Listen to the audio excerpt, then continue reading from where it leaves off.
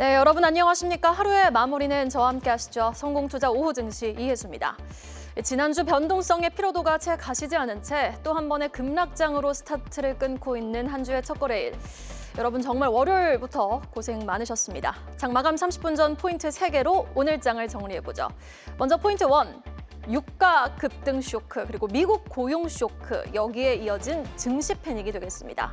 이란 사태의 장기화 가능성에 따라 유가는 $110를 찍었습니다. 그리고 주말에 나온 미국 고용 지표가 예상보다 많이 부진했죠. 이 유가 급등에 따른 인플레로 금리 인하 카드를 꺼내긴 어렵지. 이러다 물가는 뛰는데 소비는 위축되고 경기 침체는 올 수 있고 이거 이러다 스태그플레이션 촉발되는 거 아니야 라는 우려감이 형성된 시장. 우리 시장은 또 한 번 패닉 블랙 먼데이를 맞습니다. 환율도 아주 무섭습니다. 16년 만에 최고치를 기록, 1,490원대에서 등락하고 있고요. 금융위기였던 당시 2009년 1,500원의 마지노선도 목전 앞에 두고 있습니다. 그러나 정말 다행인 건 지금 자막으로 나가고 있죠. 오후 2시 반 전후로 지수가 조금 낙폭을 만회했습니다. 이 G7 국가 재무장관들이 비축했던 기름을 공동으로 방출하는 방안을 논의 중이다라는 소식이 파이낸셜 타임즈를 통해 보도가 되자 또 일본의 전략 비축유 방출 소식도 구체적으로 좀 전해지자 원유는 $110 밑으로 하향 안정화됐고요. 코스피는 5,200포인트 위로, 코스닥은 1,100포인트대로 올라오게 됩니다. 자, 포인트 2. 그러나 이 치명적인 기록, 월간 2회 서킷 브레이커 발동에 따른 우리 시장의 멀미나는 변동성은 이제 급등장을 경험해본 우리가 늘 감내해야 하는 부작용이 된 걸까요? 개장과 동시에 코스피 매도 사이드카가 발동되더니 오전 10시 반에는 코스피 3거래일 만에 또 서킷 브레이커가 발동되며 코로나 이후 처음으로 서킷 브레이커가 월 2회나 발동이 됩니다. 그만큼 투심이 얼어붙었다는 뜻인데 유가 환율 급등, 미국 고용 쇼크, 오라클, 데이터 센터 투자 일부 철회 등 이미 시장이 잘 알고 있는 악재에도 시장은 전혀 묻어내지지 못하고 극심한 투매 현상 나타나고 있습니다. 이재명 대통령 오늘 예고한 대로 중동 비상경쟁점검회의를 개최한 만큼요. 변동성 확대에 따른 적극 대응책의 효과 우리 시장에 하루빨리 녹아들길 바라보겠습니다. 포인트 3. 급락장에서도 상승하는 일부 코스닥 대형주가 함의하는 건 무엇일까요? 지난주 로쉬에 이어 오늘 보건복지부는 일라이릴리와 7천억 원 규모의 MOU를 체결했습니다. 비만약 치료제 공용기업이 대한민국을 이 R&D 생산 파트너로 점 찍은 행보, 한국의 CDMO 능력과 플랫폼 기술 제형 변경 능력을 세계 최고 수준임을 입증한 이번 행보를 통해 우리는 넥스트 펩트론, 어떤 기업의 힘을 미리 주목해보고 있으면 좋을까요? 펩트론 및 또 구글 앱 수수료 인하에 따른 이익 상향 전망, 펄어비스의 급등, 급락장에서 빛이 나고 있습니다. 힘들었던 월요일이었습니다. 양시장 그래도 마감을 향해 달려가고 있고 낙폭은 일부 만회 시도 나오고 있습니다. 코스피 일중부터 차례대로 확인해 보시죠. 개장과 동시에 6%대 하락세를 보이자 매도 사이드카 바로 발등했고요. 지수가 낙폭을 8%대까지 더 확대를 하자 오전 10시 31분 서킷 브레이커가 발동이 됐습니다. 전혀 안정될 기미가 없었던 지수는요. 장중 5,096포인트 오후장에서 찍습니다. 이때가 저점을 확인했던 타이밍이었고요.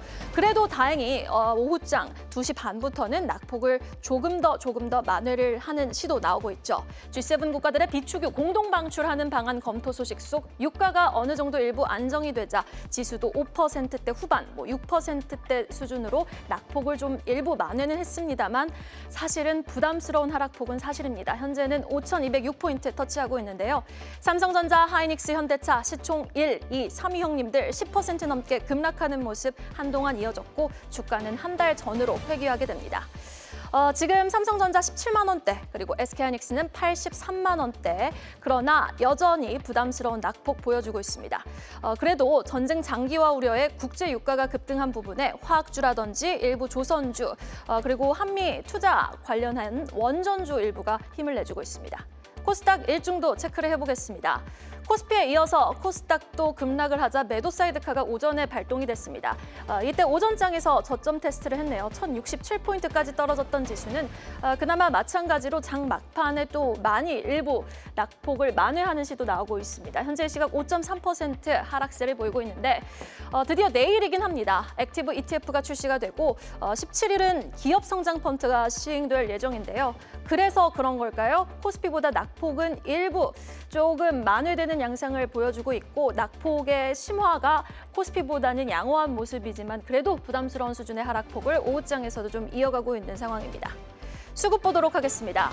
현재 시각 외국인 거래소에서 벌써 3조 원 넘게, 3조 3천억 원 넘게 매도 우위 기록하고 있고요. 선물 시장에서는 1조 7천억 원 넘게 매도 우위를 기록하며 현 선물 시장 합산해서 5조 원 이상의 매도 물량 던지고 있습니다.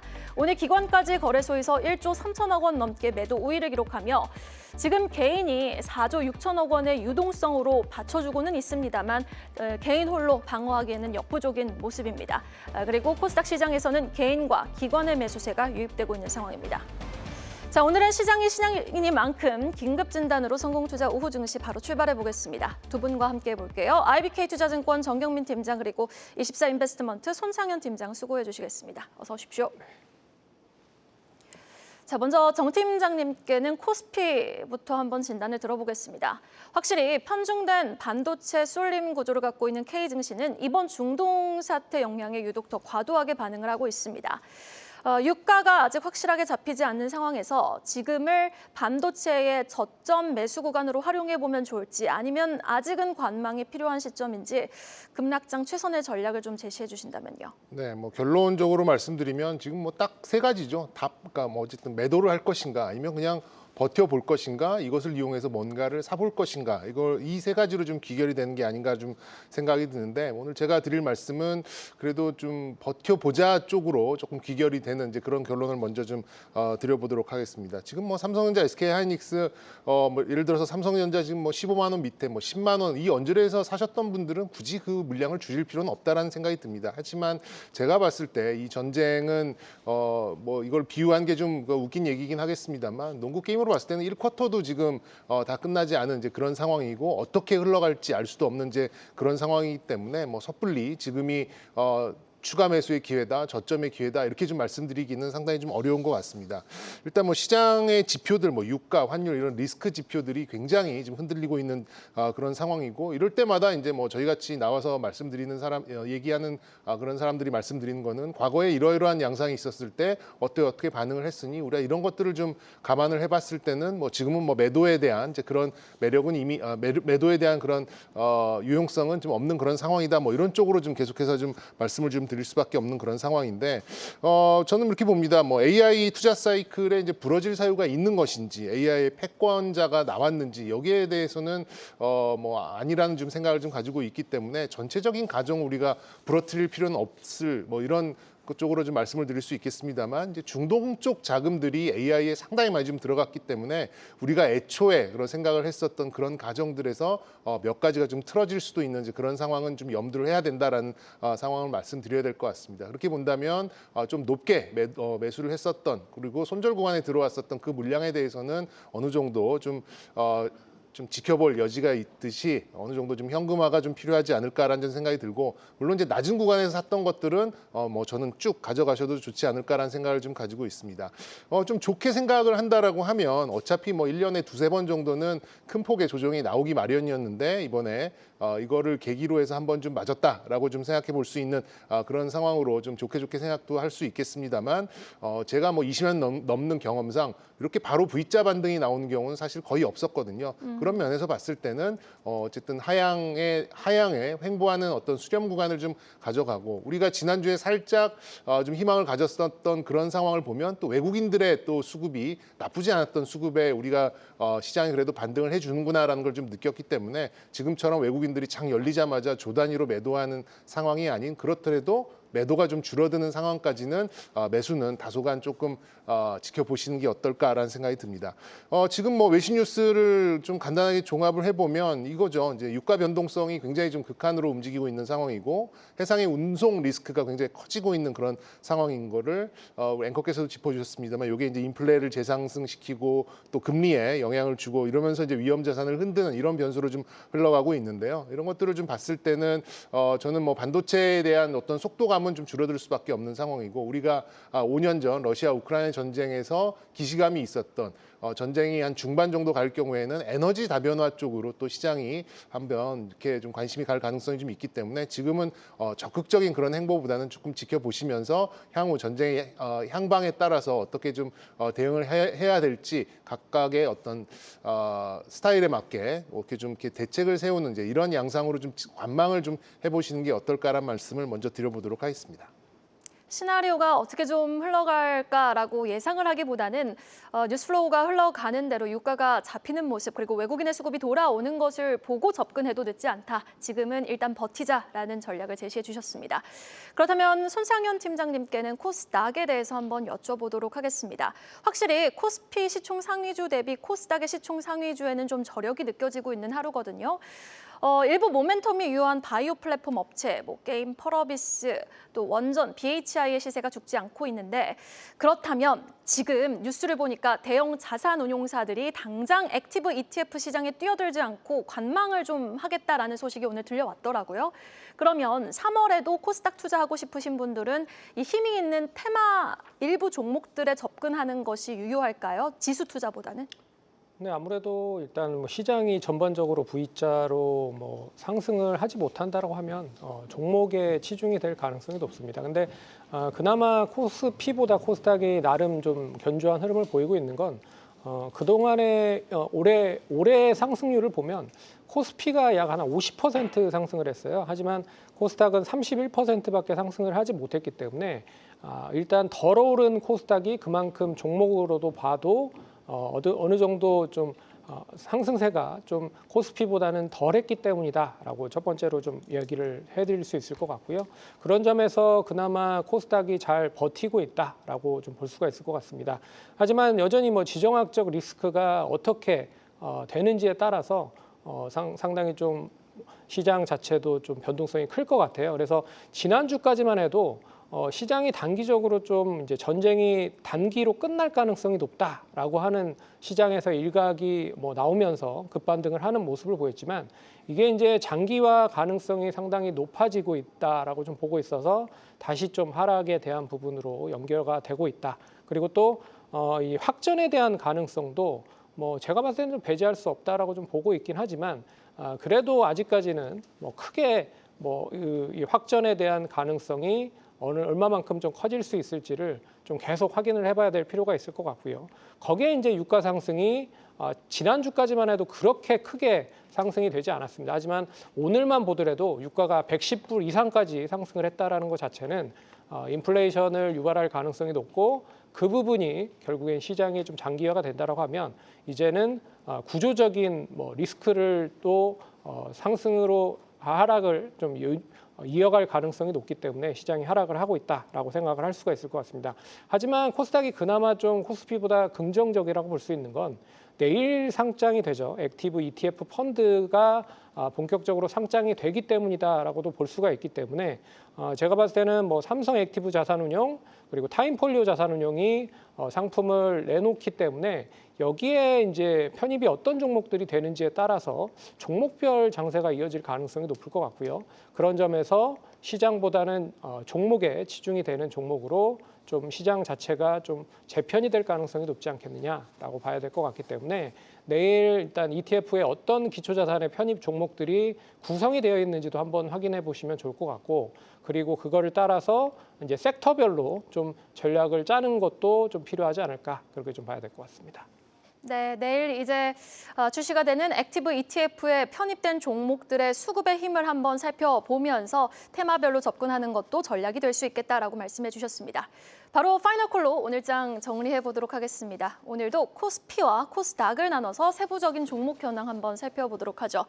먼저 현재 이 시각 삼성전자는 17만 2천 원대 지나가고 있고요. 하이닉스도 낙폭 일부는 만회했습니다만 여전히 부담스러운 10%대 하락폭 기록하고 있습니다. 유일하게 시총 10위권 안에서 빨간불을 지켜내고 있는 거는 조선주, HD현대중공업이 되겠고요. 상승폭도 조금은 오전 대비 확대를 한 모습입니다. 그리고 오늘 한화에어로스페이스도 4% 넘게 급락, 현대차도 부진한 모습입니다. 자, 상승률 상위 종목 한번 살펴볼까요? 오늘 같은 시장에서도 선방하고 있는 코스피 기업들입니다. 한 종목이 또 상한가 진입에 성공을 했지만 시총 사이즈가 큰 기업은 아니고요. 보시면은 신풍이라든지 조비, 한국카본, STX 엔진 같이 일부 사료주, 그리고 조선 기자재 쪽 원전의 이제 하단 밸류 체인에 있는 종목들 일부가 힘을 내주고 있습니다. 하락률 상위 종목도 체크해 보겠습니다. 대부분의 종목이 오늘 부진하지만 유독 낙폭이 깊은 쪽은 보시면 코리아 서키트 지금 기판 12% 급락, SK증권, 해성 DS 그리고 항공주 티웨이 항공이 10% 넘게 급락하면서 반도체라든지 증권, 항공주들의 투심 많이 위축되어 있는 하루입니다. 자, 그렇다면 시총 10위 안에서 유일하게 빨간불을 켜내고 있는 HD현대중공업, 조선주에 대해서 질문 드려보겠습니다. 올해 상승장에서 사실 소외를 당했던 것이 조선주입니다. 중동 지역 지정학적 리스크에 따른 글로벌 LNG 운반선 수요 확대에 따른 수혜 전망이 돌자 감지가 되자 오늘 선방에 나서고 있는 건데 차트를 보면 급락장에서도 저력 발휘 확실히 했거든요. 그러면 이번 타이밍을 계기로 추세적 재반등도 한번 기대해보기 좋은 시점인지 어떻게 보세요, 조선주 정 팀장님? 네, 일단 뭐 이런 상황에서 빨간불을 켜고 있다는 자체만으로도 뭐 긍정적으로 좀 볼 수 있는 것은 있는 것 같습니다. 뭐 전쟁으로 모든 이제 경제적인 지표, 가정 이런 것들이 다 틀어진 상황에서 지금 상황에서 이제 제가 아까 말씀드렸었던 뭐 매도 그리고 보유, 매수로 봤을 때 가장 적극적인 대응의 영역을 하는 이제 그런 상황으로 좀 볼 수가 있는 것 같은데요. 이게 5년 전 이제 러시아 우크라이나 전쟁 때 한번 우리가 봤었던 그런 좀 기시감이 있죠. 다른 원유의 비중을 줄이고 이제 뭐 가스 관련된 그런 에너지원을 찾고자 하는 이제 그런 흐름에서 조선주가 강세가 나오는 것 같습니다. 폭락장 속에서 자체적인 모멘텀을 가져간다는 것 자체가 좀 긍정적으로 좀 해석할 수 있는 부분은 있어요. 하지만 위험 자산에 대한 선호도 자체가 지금 하락하고 있는 이제 그런 상황이다 보니까 그렇게 본다면 뭐 그 방산주들도 계속해서 강세를 좀 갔어야 되는 상황이었습니다. 오늘 밀리고 있는 것은 역시나 이제 위험 자산의 어떤 연속성이 좀 떨어지는 그런 상황이다라고 좀 생각이 들기 때문에 향후에 뭐 어느 정도의 속도나 강도를 가지고 랠리를 가져간다라고 말씀드리기는 조금 불명확하고 좀 불투명하다 이렇게 좀 말씀드릴 수 있겠습니다.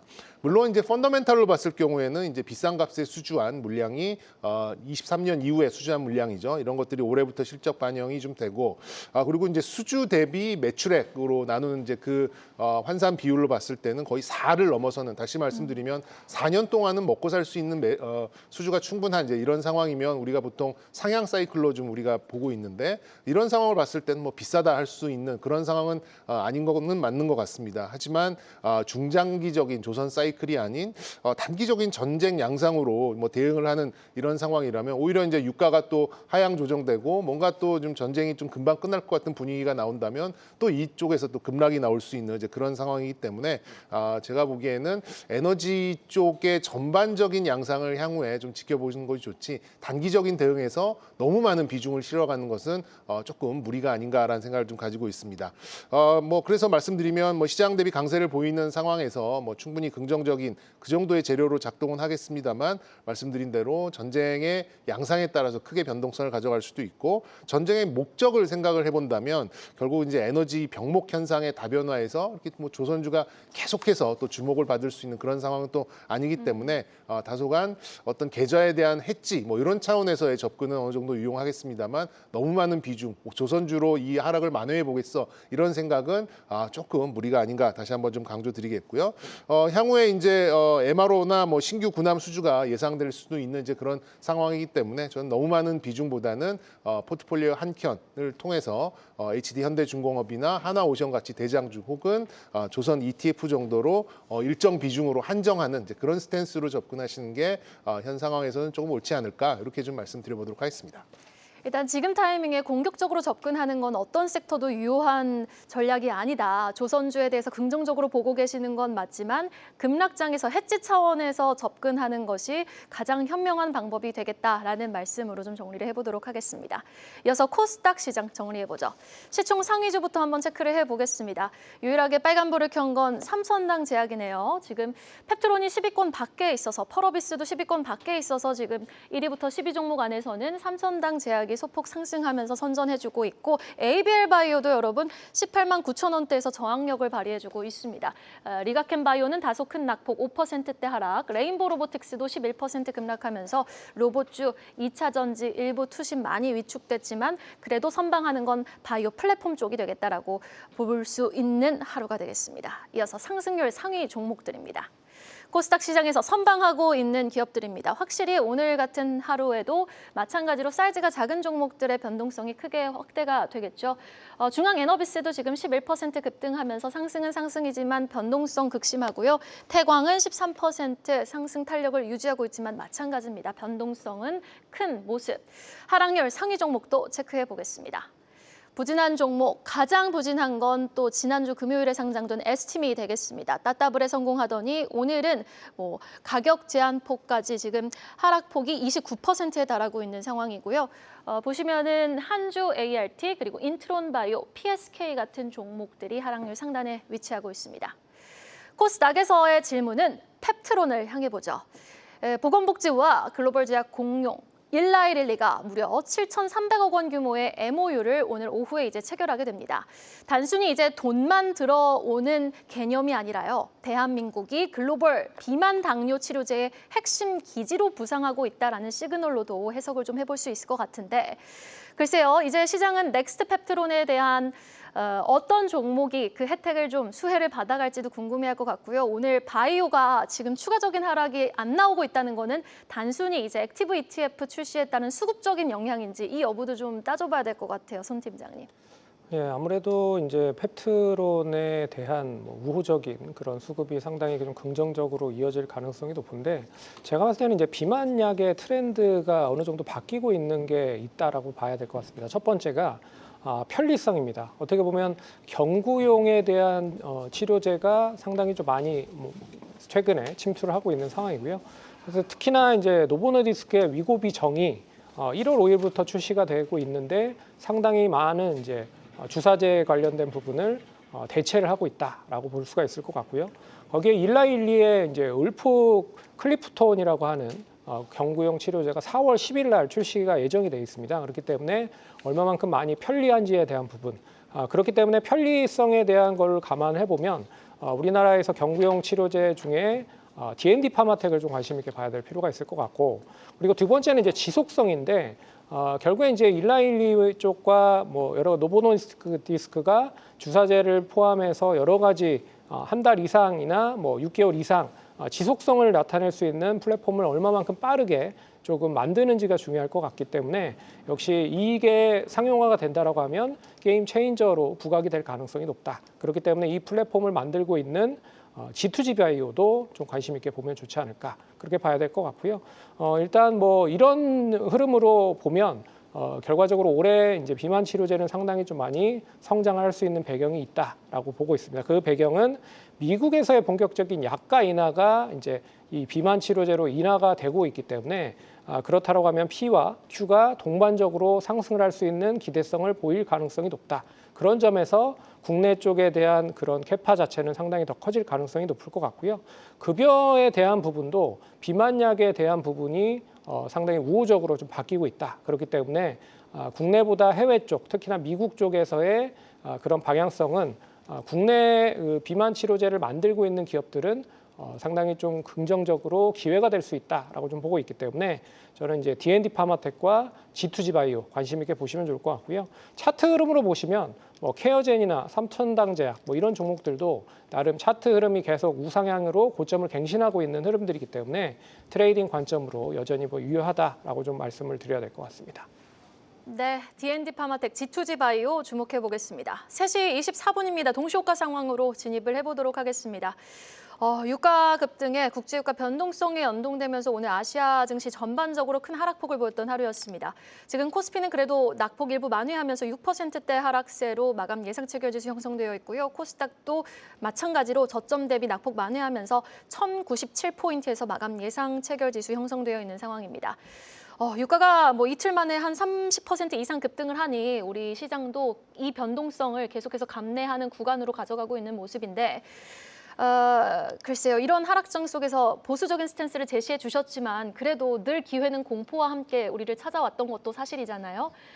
지금 어느 정도 하락이 일단락됐다라고 생각을 하면 정경민 팀장님은 어떤 섹터, 어떤 종목에 조금 관심이 가세요? 역시 뭐 시장을 주도했었던 섹터 그리고 주도했었던 섹터 중에서 뭐 크게 밸류에이션에 흠집이 나지 않았던 섹터로 본다 그러면 역시 뭐 뻔한 답일 수 있겠습니다만 역시 이제 반도체 섹터를 좀 볼 수가 있겠고요. 물론 자동차보다도요. 네, 물론 이제 이 AI 관련돼서 이제 중동 쪽 자금들이 많이 들어갔고 그 투자가 좀 이렇게 헐거워지고 조금 타이트해지는 이제 그런 상황이 온다라고 하면 우리가 가정하고 또 이 시장에서 바라봤었던 그런 수치들이 좀 후퇴하면서 물론 이제 밸류에이션이 조금 후퇴하는 이제 그런 경우가 올 수가 있겠습니다만 뭐 지금 우리가 좀 보고 있고 예상했었던 것들이 전쟁을 통해서 크게 훼손되는 이제 그런 부분은 아직 없었기 때문에 지수의 회복 플러스 자체적인 반도체의 힘 이런 것들을 좀 감안을 해봤을 때는 역시 이제 반도체 빅2가 회복을 한다면 가장 먼저 할 것 같고 그거를 따라서 이제 반도체 소부장들도 함께 좀 따라오는 그런 상황이 아닐까라는 생각이 들고요.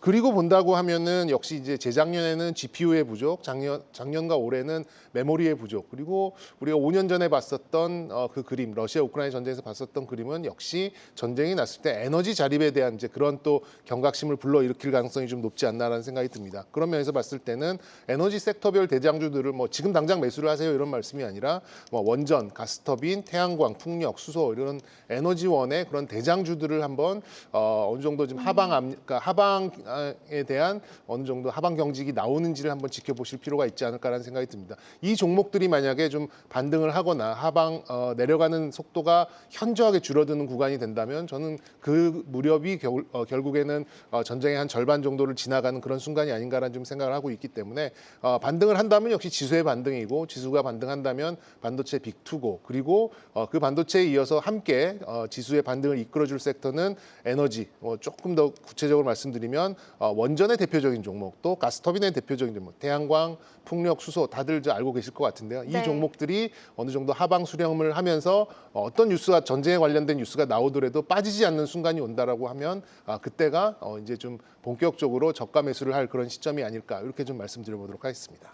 우리가 이럴 때일수록 펀더멘털이 훼손되지 않은 종목들 되려 좀 더 하나씩 기저에서 쌓아가져 가는 종목들을 좀 선별해 보면서 매수 타점을 잘 좀 유도리 있게 노려보는 것도 좋은 방법이 될 것 같습니다. 자, 코스닥으로 넘어가 보도록 하겠습니다. 펄어비스의 급등을 보시고 또 많은 분들이 이거 해지 차원에서 접근해 봐야 되는 거 아닌가라는 말씀도 많이 하고 계시는데 펄어비스의 급등 최근 연이어 나오고 있는데 어떻게 보셨어요?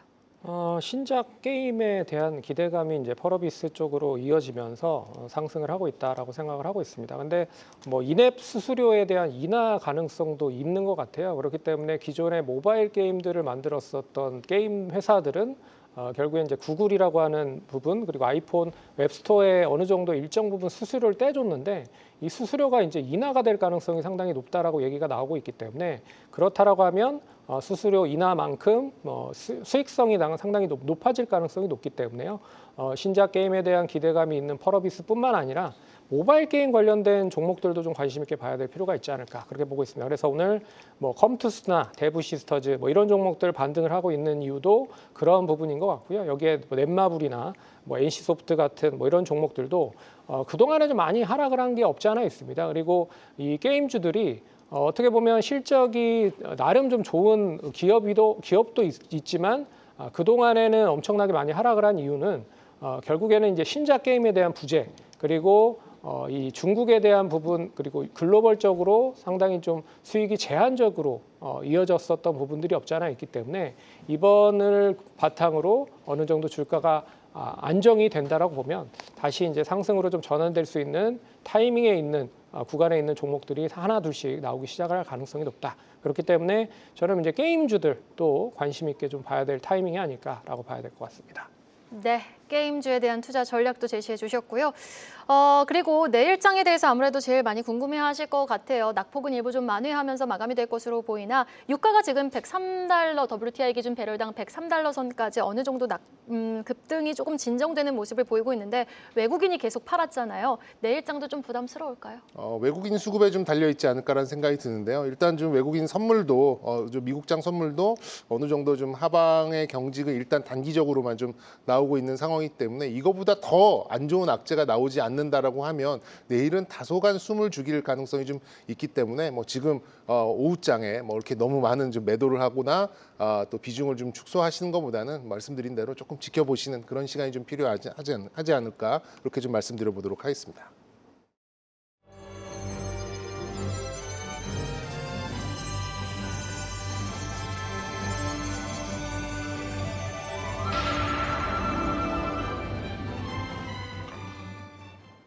월요일 마감 시황입니다. 이번 주 첫 거래일 국내 증시의 방향은 하방으로 향했습니다. 장중에도 등락의 방향타가 계속 바뀌던 지난주에 이어서 오늘은 장 초반부터 하락이 깊었는데요. 중동 사태의 장기화 우려가 커지면서 국제 유가는 말 그대로 고공행진을 하고 있습니다. 오전부터 배럴당 110달러를 넘어서자 글로벌 경기에 빨간불이 켜졌는데요. 유가 진정에 대한 여러 조치가 나오자 약간은 상승세가 누그러지긴 했지만요. 유가에 대한 전망은 불투명한 상황입니다. 오늘장 한마디로 정리해 보시죠. 높아지는 유가에 깊어지는 증시 하방입니다. 유가 급등이 이렇게 야속할 수가 없습니다. 유가의 상방이 점점 높아지자 우리 증시의 하방은 깊어졌는데요. 미국의 부진한 고용 지표도 부정적 영향을 줬죠. 증권사의 분석에 따르면 최근 유가 급등세가 우크라이나, 러시아 전쟁 당시보다 빠르다는 흐름이 포착됐습니다. 오일 쇼크에 증시 혼란이 가중되고 있는데요. 월요일장의 증시 흐름 정리해봤습니다. 함께 보시죠. 양지수 장 초반부터 5%대 하락으로 개장했습니다. 양시장에서 매도 사이드카 발동됐고요. 코스피 시장에서는 서킷 브레이커까지 발동이 됐죠. 양지수 흐름은 일중으로 더 자세히 보겠습니다. 코스피 일중 보시면 장 초반부터 이렇게 하방이 깊게 내려갔습니다. 장중에 5,100선을 내주기도 했고요. 현재는 5.97% 하락하면서 5,251선으로 마감했습니다. 코스닥 일중도 보겠습니다. 코스닥도 장 초반부터 하락폭이 매우 깊었는데요. 장중에 1,100선 아래로 내려가기도 했습니다. 현재는 4.5% 하락하면서 1,102선으로 오늘장 마쳤습니다. 오늘장 양시장의 시총 상위주 흐름 그리고 특징주도 함께 살펴보겠습니다. 먼저 코스피 시장을 보시면 일제히 강한 파란불 종목에 자리한 걸 볼 수 있습니다. 특히나 반도체 투톱, 삼성전자와 SK하이닉스가 큰 폭으로 하락했는데요. 현대차도 장중 50만 원 선에서 등락 거듭했고요. 방산주인 한화에어로스페이스도 하락을 면치 못했습니다. 천궁2에 대한 기대감으로 방산주 비교적 견조한 흐름으로 보였지만 오늘은 주가 하방이 열린 흐름이었습니다. 6위부터 10위 주가도 보시죠. HD 현대중공업을 제외하고 모든 종목이 하락하고 말았는데요. 두산에너빌리티는 호재에도 불구하고 주가에 반영되지 못했습니다. 미국 기업과 대형 가스터빈 공급 계약을 체결했다는 소식 전해졌죠. 수주 낭보가 약세장 안에서는 빛을 발하지 못했습니다. 시총 10위권 내에서 유일하게 HD 현대중공업만이 상승불을 켰습니다. HD 현대중공업과 삼성중공업, 조선주가 오늘장 오르면서 눈길 끌었는데요. 주가 보시면 HD 현대중공업은 3.97% 상승, 삼성중공업도 3% 넘게 오르면서 마감을 했습니다. 중동 사태가 격화되면서 조선업의 안정성이 주목을 받았죠. 오히려 중장기적인 수혜가 전망되고 있는데요. 삼성증권은 조선업종에 대해서 잔고만으로도 향후 3년치 이상의 일감이 확보된 상태이다. 그래서 현재 국면에서 안정적인 섹터라고 분석했습니다. 또한 이번 사태가 유조선 분야에서의 신규 발주를 자극할 가능성이 존재한다고 봤고요. 한국의 유조선 시장 점유율이 20%가 넘는다면서 수요 반등이 조선업에 긍정적이라고 분석했습니다. 다음은 코스닥 시장 상위 시총 상위주 보겠습니다. 지난 거래에 강하게 반등했던 금요일과 달리 오늘은 대부분 파란불을 켜고 말았습니다. 특히나 레인보우 로보틱스 두 자릿수 하락을 기록했는데요. 에코프로와 에코프로 BM도 인터배터리에 대한 기대감이 지속되지 못했습니다. 6위부터 10위권의 주가도 보시면 리노공업 큰 폭의 하락을 기록했습니다. 오늘장에서는요, 반도체 투톱뿐 아니라 소부장주들도 강한 하방 압력을 받았습니다. 반면에 오늘장 강한 반등 보였던 종목들도 있었죠. 코스닥 시장에서 펄어비스와 펩트론 견조하게 상승하며 시장의 주목을 받았습니다. 주가 보시면 펄어비스 12% 넘게 오르면서 마감했고요. 펩트론도 8% 넘는 상승 기록하면서 오늘장 마쳤는데요. 먼저 펄어비스는 신작 게임 붉은 사막 출시에 대한 기대감 강하게 받고 있죠. 무려 7년의 제작 기간을 거친 게임이라고 하고요. 스팀 예약 구매에서 판매 수익 5위에 올랐다고 합니다. 이렇게 출시 전인데도 유저들에게 압도적인 기대를 받고 있는데요. 미래에셋증권은 붉은 사막의 판매량은 500만 장으로 가장 많았다고 밝혔고요. 3월 20일이 출시일이고 오히려 출시 직후에는 모멘텀이 소실될 수 있다는 의견 제시했습니다. 펩트론은요, 보건복지부와 일라일릴리의 MOU 체결 소식 훈풍 받아갔습니다. 오늘 오후 5시 40분 양해각서를 체결할 거란 소식이 있었는데요. 펩트론이 일라일릴리의 파트너십이 부각되면서 주가 상승 탄력 받았습니다. 펩트론은 일라일릴리의 비만 치료제 투여 주기를 한 달 이상으로 연장하는 공동 연구를 진행 중입니다. 코스피 시장에서 외인과 기관 3일 연속 매도에 나섰습니다. 개인은 3일 연속으로 매수 포지션 취했는데요. 유가의 급등은 에너지 순수입국인 한국에 특히 타격이 클 거란 전망 다수 나오고 있고요. 오일 쇼크에 대한 변동성이 쉽게 진정되지 않고 있습니다. 극심한 변동성이 상존하는 시장에서 어떻게 대응할지 저희 성공투자 오우준 씨와 함께해 주시죠. 월요일장 마감 시황이었습니다.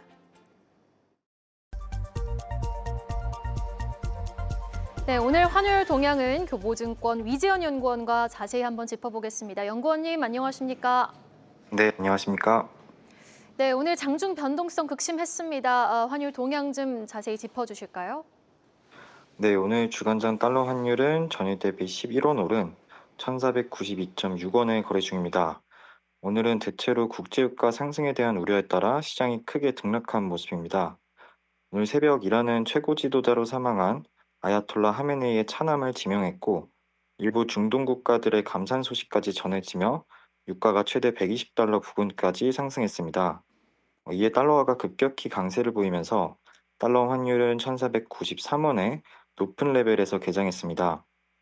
이후 국내 금융시장 전반에 매도세가 확대되면서 환율은 한때 1,499원까지 치솟으며 1,500원 선을 위협했지만 외환당국의 구두 개입과 유가 급등에 따른 조정 매물이 출회되면서 오후 중에는 레벨을 소폭 낮춘 모습입니다.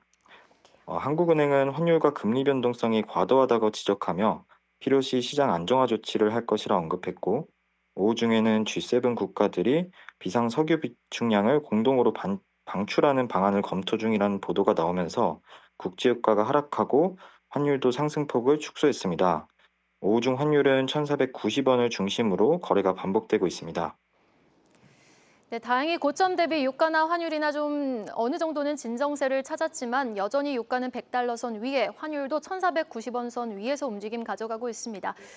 지금 상황에서 스태그플레이션을 좀 걱정을 해야 되는 상황입니까? 환율 전망까지 좀 어떻게 내다보시는지 궁금하네요. 네, 국제유가가 급등하면 원유 의존도가 높은 국가들은 스태그플레이션 위험에 노출될 가능성이 있습니다.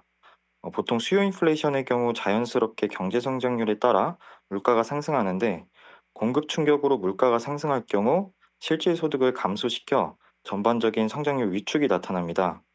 다만 실제 스태그플레이션으로 이어지려면 고유가 환경이 최소 몇 개월간은 지속돼야 합니다. 오늘 하루만 하더라도 유가가 120달러 고점에서 현재 100달러 초반까지 빠지면서 변동성이 매우 크고 지금 당장 스태그플레이션을 단언하기는 어려운 단계입니다. 외환시장에서 입장에서는 좀 말씀드리면 수급과 심리적인 측면을 조금 나누어서 이해해야 한다고 생각하고 있습니다. 국제유가가 120달러나 혹은 150달러까지 극단적으로 상승할 경우 수입업체들이 부담해야 하는 추가 달러 수요는 월에 40억 달러에서 70억 달러로 추정되는데 현재 반도체 중심의 수출이 확대되고 있어 월간 무역 흑자가 100억 달러가 나오는 상황입니다. 따라서 유가 상승은 당연히 부담스럽지만 현재 상황을 놓고 보면 무역 적자로 전환되고 달러 쇼티지가 발생하는 구간은 아닙니다. 다만 심리적인 측면에서 환율 상승세는 지속될 수 있습니다. 지금처럼 불확실성이 확대되는 구간에서는 전반적인 위험자산 매도세가 유지되며 환율에 부담을 줄 수 있습니다. 게다가 한국, 대만, 일본과 같은 제조업 국가들은 수입 에너지 의존도가 높은데 반도체 생산에 차질이 생길 정도로 에너지 수급이 꼬이게 되면 이 부분도 성장률이나 환율 경로에 크게 영향을 미칠 수 있습니다. 네, 여기까지 들어보겠습니다. 지금까지 교보증권 위재현 연구원이었습니다. 말씀 고맙습니다. 네, 감사합니다. 계속해서 다양한 경제 이슈를 알고 싶다면 구독과 좋아요, 알림 설정 부탁드립니다. AI 캐스터 권미정이었습니다.